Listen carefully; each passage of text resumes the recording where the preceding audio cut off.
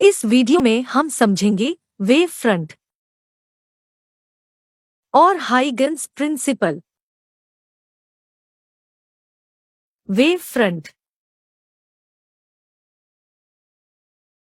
मान लीजिए कि एक पॉइंट लाइट सोर्स से number of light wave emit हो रही है। इन सभी लाइट वेव की स्पीड सेम है और ये लाइट वेव होमोजीनियस मीडियम में ट्रेवल कर रही है।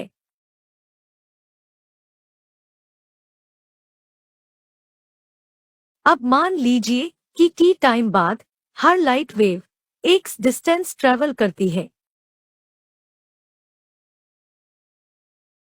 एक्स डिस्टेंस ट्रेवल करने के बाद हर लाइट वेव मीडियम की किसी पॉइंट को टच करती है। इस पॉइंट को हम लोकस भी कहते हैं। इन हर एक पॉइंट पे मीडियम के पार्टिकल्स होते हैं जो सेम फेज में वाइब्रेट करते हैं। कहने का मतलब ये है कि पर्टिकुलर टाइम पे इन पॉइंट्स को टच करने वाली लाइट वेव का फेज सेम होता है। इसे हम ऐसे समझ सकते हैं कि सेम स्पीड से ट्रेवल करने वाली सभी वेव का लोअर और हायर एम्पलीट्यूड सेम होता है।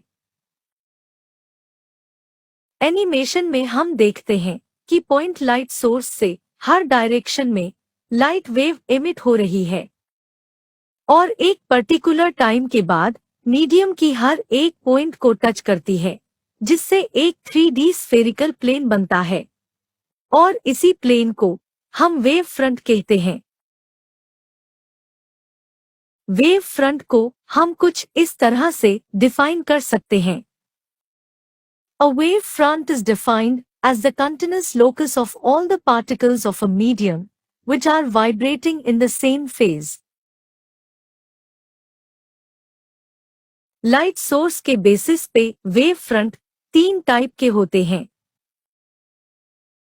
Spherical wave front, cylindrical wave front और प्लेन वेव फ्रंट। अगर लाइट सोर्स एक पॉइंट सोर्स हो तब जो वेव फ्रंट बनता है उसे स्फेरिकल वेव फ्रंट कहते हैं।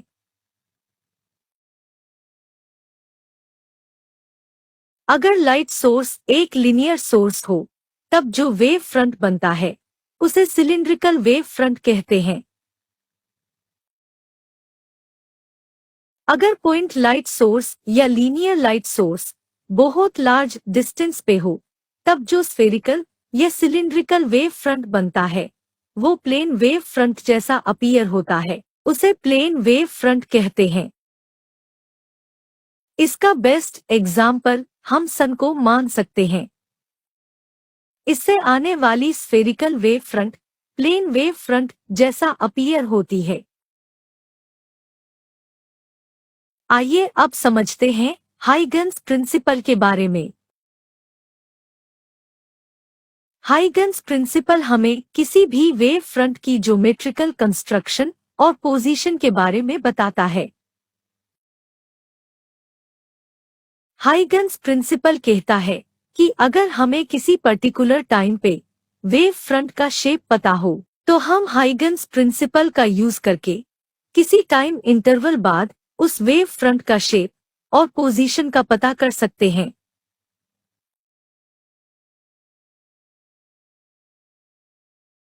हाइगन्स प्रिंसिपल को समझाने के लिए हाइगन्स ने दो स्टेटमेंट दी है जिन्हें हम एनिमेशन की मदद से समझेंगे।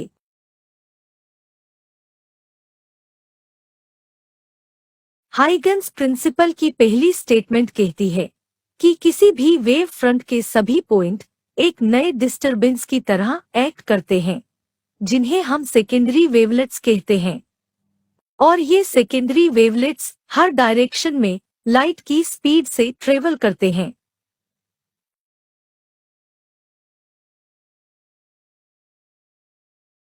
हाइगन्स प्रिंसिपल की सेकेंड स्टेटमेंट कहती है कि सेकेंडरी वेवलेट्स को टेंजेंशियली टच करने वाली सरफेस एक नया वेव फ्रंट बनाती है जिसे हम सेकेंडरी वेव फ्रंट कहते हैं।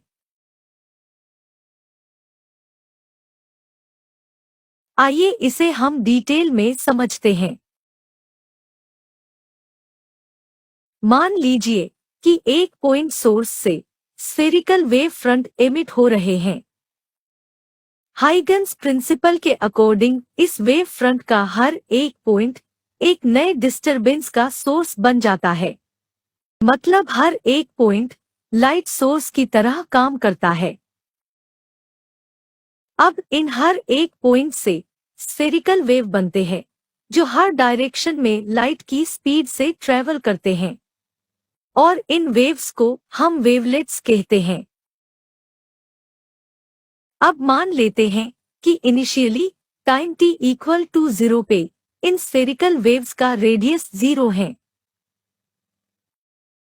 क्योंकि सभी वेव की स्पीड सेम है, इसलिए एक सर्टेन टाइम इंटरवल बाद जो रेडियस होगा वो स्पीड मल्टीप्लाई टाइम होगा।